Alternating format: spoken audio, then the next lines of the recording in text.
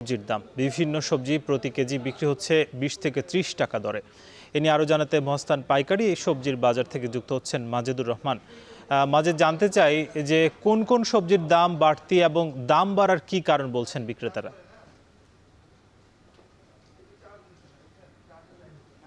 আপনি জানেন যে বগুড়ার মহাস্থান যেটি পাইকারি হাট সবজির, সেটি কিন্তু প্রচুর পরিমাণে জমেছে আজকে। সকাল থেকে কিন্তু এই হাটে কোনো তিল ধরনের ঠাঁই নাই।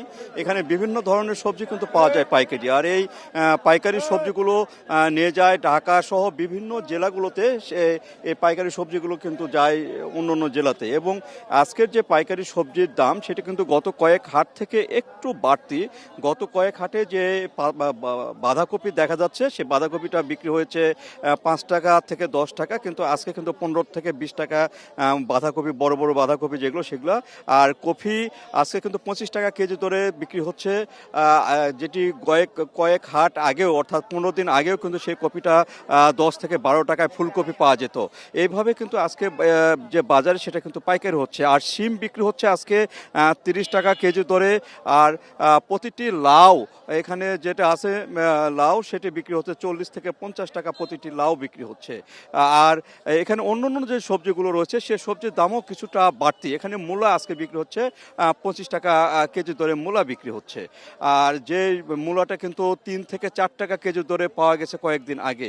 এইভাবে কিন্তু বেচা বিক্রি এখানে চলছে। আর এখানে যেটি বলছেন যে হঠাৎ করে দাম কেন বেড়েছে, আসলে আমদানির উপর নির্ভর করে, এবং ক্রেতা যারা বাইরে থেকে ক্রেতারা আসেন তাদের উপরও নির্ভর করে দরদামে পার্থক্য।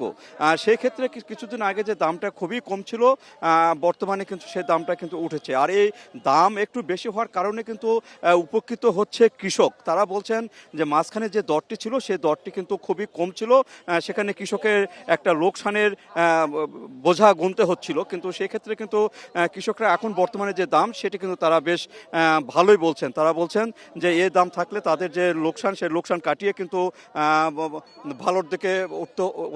ভালোর দিকে যাবে, এবং এইভাবে কিন্তু তাদের বেচা বিক্রি যদি চলতে থাকে তার সামনে যে ফসলগুলো, সে ফসলগুলো তারা ভালোভাবে ফলাতে পারবে।